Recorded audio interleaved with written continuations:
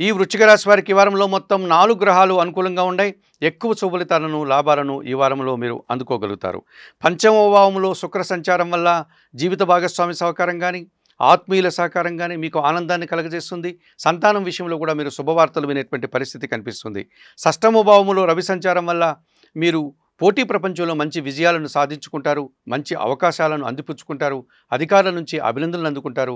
రాజకీయ నాయకులకు నూతన మంత్రి పదవులు రావడానికి కూడా అవకాశం కనిపిస్తుంది.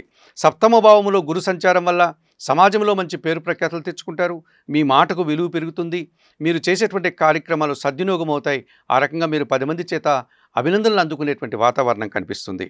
మీ ఆలోచనలు చాలా వరకు ఈ వారంలో కార్యరూపం దాలుస్తుంది. సంతోషంగా, ఆనందంగా కాలం గడుపుతారు. అయితే ఒక్క విషయంలో మాత్రమే నిరాశ, అశాంతి మిమ్మల్ని వెంటాడేటువంటి పరిస్థితి ఈ వారంలో కనిపిస్తుంది.